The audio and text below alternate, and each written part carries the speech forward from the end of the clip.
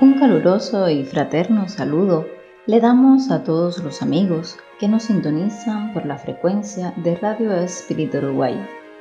Desde la mayor de las Antillas, Cuba, se engalana con exquisita fragancia nuestro espacio Violetas para Amalia, un programa dedicado a Amalia Domingo Soler, la dama del espiritismo o cronista de los pobres. Estaremos nutriendo nuestra alma con sus memorias y sus obras, fuente de incalculable valor para las diferentes generaciones de espiritistas. Acompáñanos y queda con nosotros Walter Pérez y quien les habla, Blanca Rosa.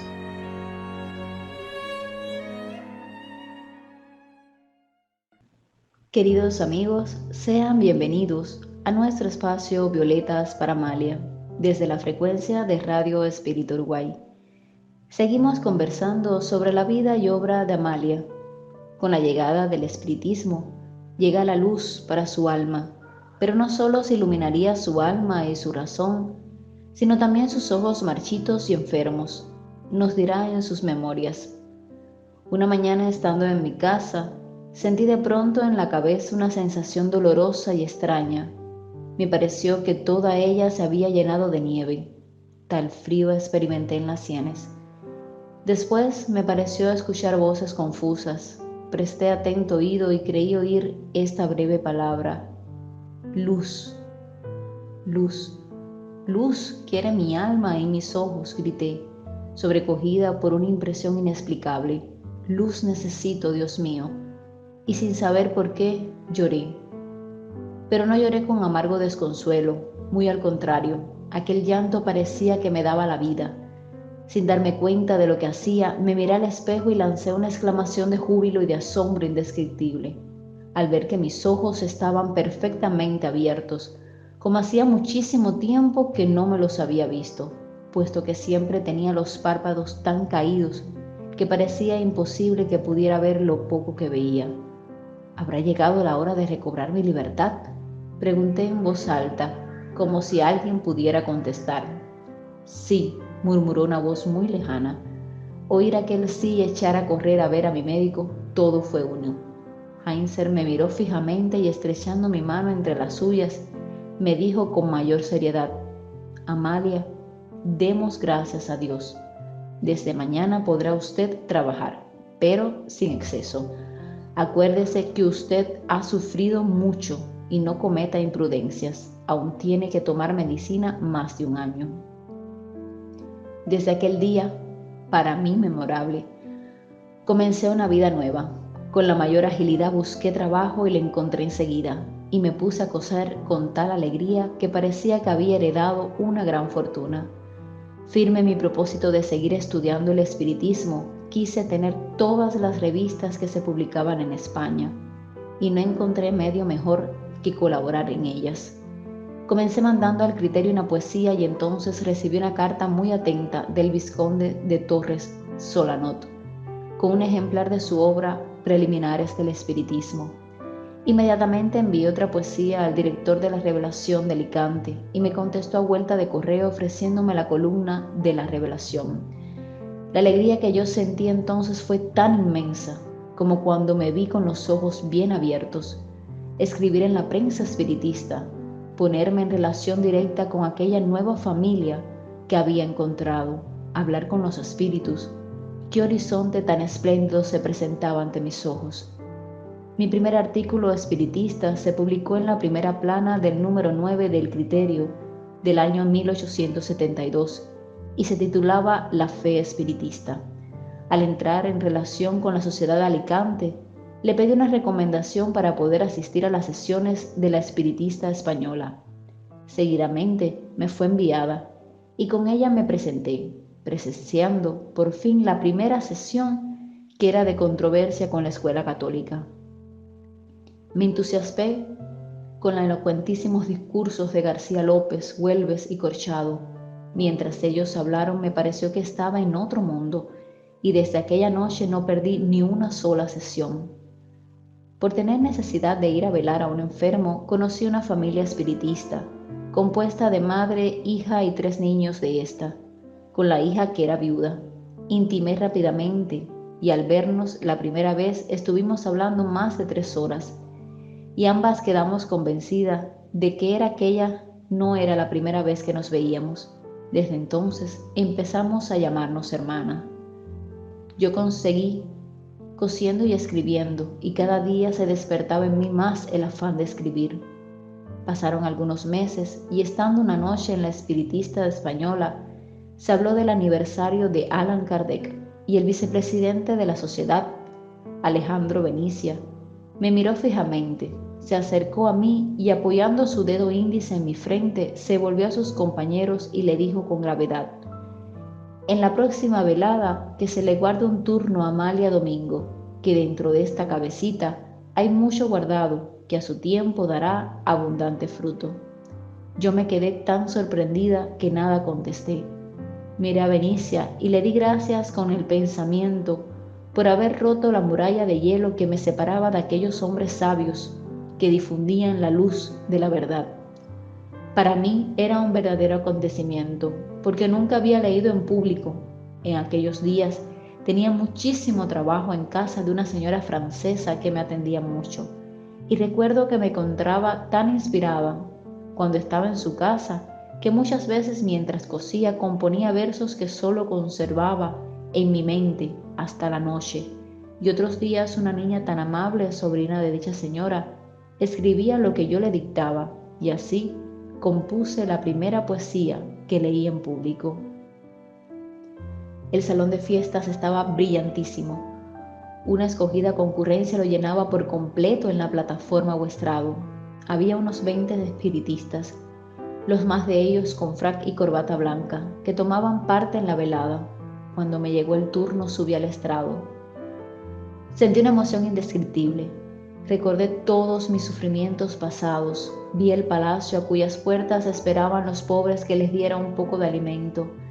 Me vi confundido entre ellos y al verme después en tan distinguido lugar, entre hombres eminentes que iban a la cabeza de la civilización, al considerar que mi esfuerzo, que mi constancia en el trabajo se abrían y me abrían las puertas de aquel nuevo mundo, sentí una satisfacción inmensa, un placer indefinible, porque es preciso haber vivido en la sombra para conocer el valor de la luz, porque es necesario haber estado 2 años sin poder contestar una carta por carecer de 6 cuartos para un sello, para apreciar que todo lo que vale la comunicación de las ideas ya no estaba separada de la humanidad, ya no era una rama seca en el árbol de la vida, la crisálida se había convertido en mariposa, comenzaba a tener mis débiles alas, yo trabajaría para levantar el vuelo, y animada por tan hermosos pensamientos leí con voz entera la poesía titulada A la memoria de Allan Kardec.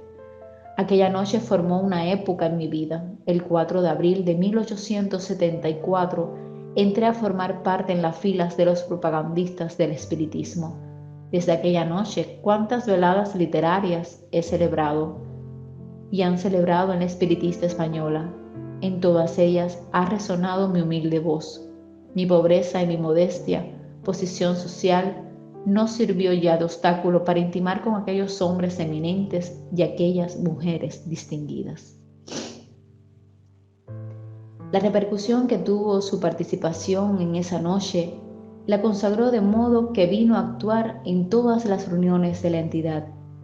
Prosiguió dando alas a su vena poética, aquel juego de niña que comenzara a los 10 años de edad y que tuviera su primera eclosión pública cuando completaba los 18 años, había adquirido sólida madurez a esa altura de su vida, cuando 38 etapas cronológicas habían transcurrido.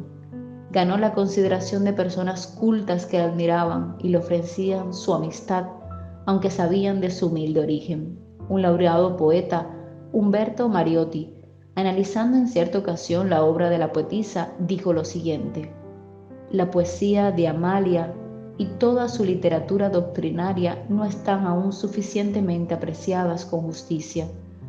Muchos se complacen en leer frases de otros autores menospreciando a la gran sevillana, olvidados más allá de esto que esa clase de espíritus son los verdaderos apoyos de la causa espírita. no tanto por lo que hicieron o escribieron, y sí porque lo hicieron sin interés, sin provechos personales. Amalia voló muy alto, como el águila dando sombra, y como ave libre de los bosques cantó las verdades de la naturaleza humana, visualizando ampliamente los infinitos caminos que develan a las almas las luces del espiritismo. En efecto, su poesía no fue un oropel sin valor, con el cual se adornan muchos poetas. Por el contrario, es una conquista del mundo interior. Por ese motivo, fue una poetisa de los tristes, de los marginados, perseguidos y pobres. Por eso amó tanto las violetas. Solo una verdadera espiritualidad es capaz de inclinar un poeta para el dolor de los desheredados de la suerte. Amalia, con su poesía de alta estirpe, no puede ocultar las sillas de las academias ni los cenáculos literarios. Toda su producción fue el resultado de una angustia y del amor desmedido que nutría en relación a la doctrina espírita. Sin duda, es la primera mujer espírita del mundo latino, pues hasta hoy ninguna otra realizó un trabajo semejante al suyo. En otra ocasión, diría también Mariotti, sus penas y sus poemas no pasan como sombras del crepúsculo, son permanentes, a pesar de las modificaciones que está sometida la poesía con el paso de los años. Ella no es romántica ni altruista ni superrealista, es espírita. En base al tiempo no sufre conmociones, pues manifiesta el talento de la verdad espiritual. No se vistió con los ropajes del día y que con el transcurrir del tiempo pasarían de moda y serían despreciadas por viejas y desfasadas. Sus poemas se vistieron de ropajes de la eternidad. A medida que los tiempos transcurren, más se aproximan los nuevos tiempos que vendrán. Sus canciones tienen la cadencia de los corazones sinceros.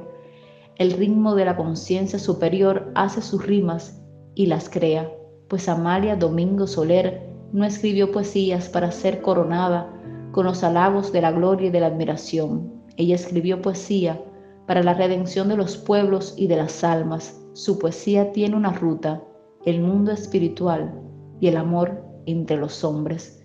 Su lira vibra a los impulsos de una nostalgia infinita, la de los espacios inconmensurables.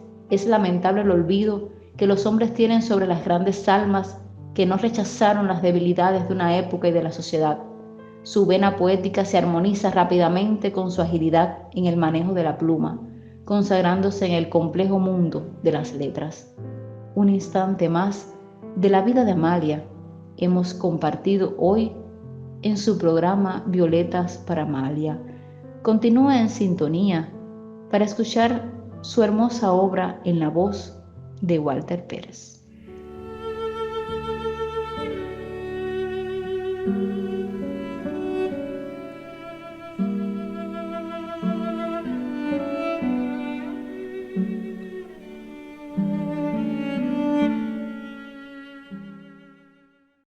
Violetas para Amalia, un espacio a través de Radio Espírita Uruguay en el que juntos compartimos la vida y la obra de la cantora del espiritismo Amalia Domingo Soler. Hoy estaremos compartiendo con ustedes el artículo Ventajas de la comunicación con los seres espirituales.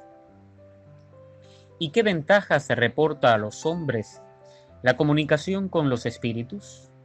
Muchas, si se saben apreciar; inmensas, si se comprenden sus tendencias generalmente moralizadoras. La comunicación de los espíritus rasga el tupido velo de los misterios religiosos y, como dice muy bien Kardec, hasta ese día el hombre no había podido crear sino hipótesis acerca de su porvenir. Y he aquí por qué sus creencias en esa materia estaban divididas en sistemas tan numerosos y tan opuestos, desde el aniquilamiento hasta las fantásticas descripciones del paraíso y del infierno.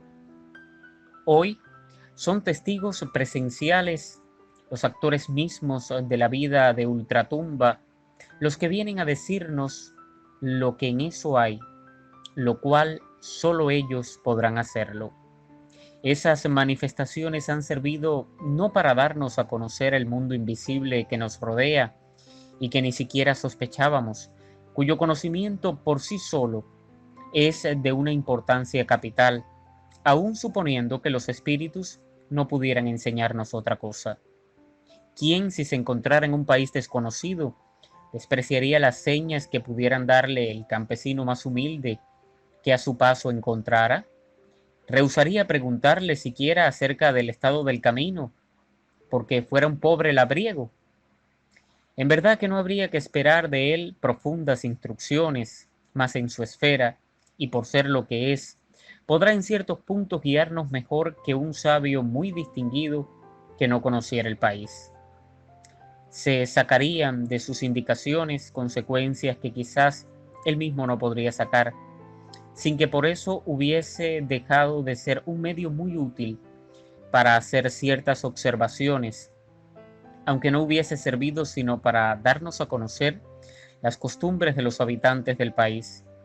Lo mismo puede decirse de las relaciones de los espíritus, de los cuales el más humilde puede darnos instrucciones muy útiles. Una comparación vulgar hará comprender mejor todavía la situación. Un navío cargado de migrantes parte de un país lejano. Lleva gentes de todas condiciones que dejan parientes y amigos numerosos. Corre la voz de que el navío ha naufragado.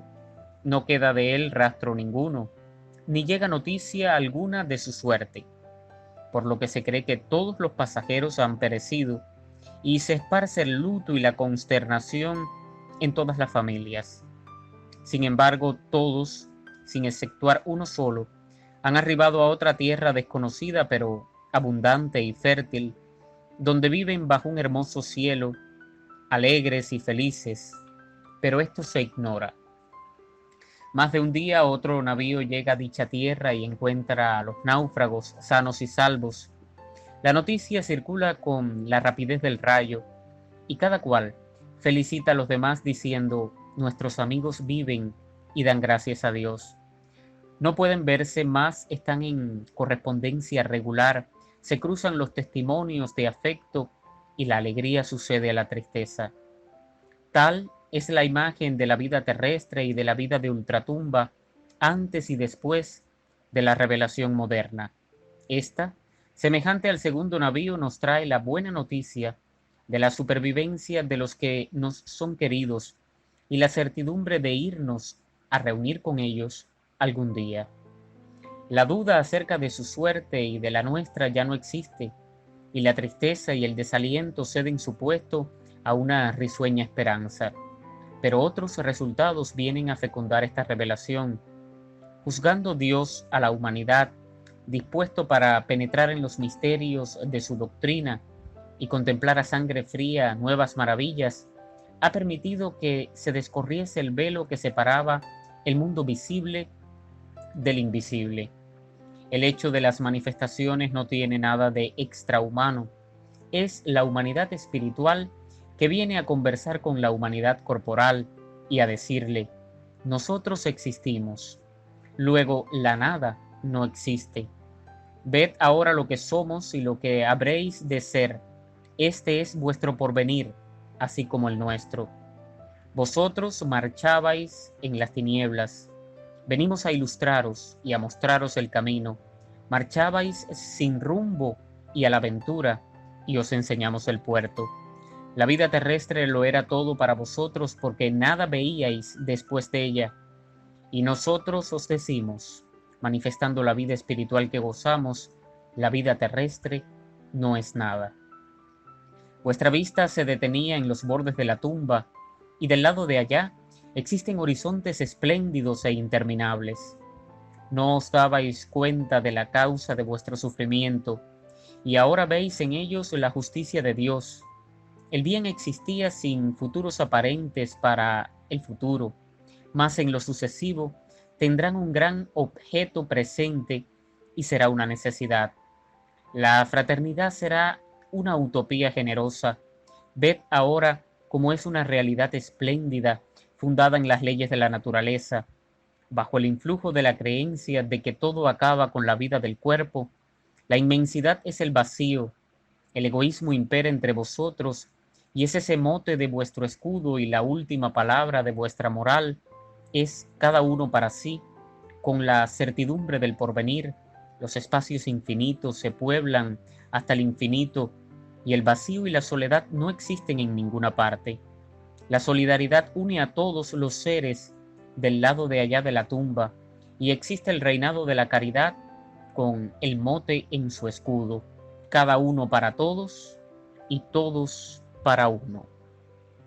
Dice Kardec en su libro La Génesis: el fluido universal es, como se ha visto, el elemento primitivo del cuerpo carnal y del perispíritu, los cuales no son sino transformaciones del mismo. Este fluido, por la identidad de su naturaleza, puede suministrar al cuerpo los elementos reparadores de que tenga necesidad. Estando condensado en el perispíritu, el agente propulsor es el espíritu encarnado o no, que infiltra en un cuerpo deteriorado una parte de la sustancia de su envoltura fluídica. La curación se verifica por la sustitución de una molécula sana por otra enferma. La potencia curativa será, pues, proporcional a la pureza de la sustancia inoculada. Depende, además, de la energía y de la voluntad que provoca una emisión fluídica más abundante y da al fluido mayor agudeza o fuerza de penetración, y en fin, de las intenciones que animan al que desea curar, sea hombre o espíritu. Los fluidos que emanan de una fuente impura son como sustancias medicinales alteradas. Los efectos de la acción fluídica sobre los enfermos son extremadamente variados según las circunstancias. Esta acción es a veces lenta y reclama un tratamiento sostenido, como es el magnetismo ordinario. Otras es rápido como una corriente eléctrica. Hay personas dotadas de un poder tal que obtienen en ciertos enfermos curaciones instantáneas, como son imponerle las manos, y aún por el solo acto de la voluntad. Entre los dos extremos de esa facultad hay matices variados hasta el infinito. Todas las curaciones de este género son variedades del magnetismo y no se diferencian sino por la potencia y la prontitud de la acción. El principio es constantemente el mismo. Es el fluido que representa el papel de agente terapéutico y cuyo efecto está subordinado a su calidad y a circunstancias especiales. La acción magnética puede producirse de varias maneras: por el fluido mismo del magnetizador, en este caso es el magnetismo propiamente dicho, o sea, el magnetismo humano, cuya acción está subordinada a la potencia y sobre todo a la calidad del fluido. Por el fluido de los espíritus que obran directamente y sin intermediarios sobre un encarnado, ya para calmar o curar un padecimiento, ya para provocar un sueño sonambúlico espontáneo, ya para ejercer sobre el individuo una influencia física o moral cualquiera. Este es el magnetismo espiritual, cuya calidad está en relación con las cualidades del espíritu. Por el fluido que los espíritus emiten sobre el magnetizador, el cual sirve de conductor. Este es el magnetismo mixto, semi-espiritual, o si se quiere, humano-espiritual. El fluido espiritual combinado con el fluido humano da a este último las cualidades que le faltan. El concurso de los espíritus en tal caso es a veces espontáneo, pero las más veces es provocado por la evocación o llamamiento del magnetizador. La facultad de curar por el influjo fluídico es muy común y puede desarrollarse por el ejercicio, pero la de curar instantáneamente por la imposición de las manos es más rara y su apogeo puede considerarse como excepcional. No obstante, se han visto en diversas épocas y en casi todos los pueblos individuos que la han poseído en grado inminente. En estos últimos tiempos se han visto varios ejemplos notables de autenticidad incuestionable, puesto que esta clase de curaciones tiene por fundamento un principio natural y que el poder de hacerlas no es un privilegio, no se salen de las leyes naturales y no tienen nada de milagrosas sino en la apariencia.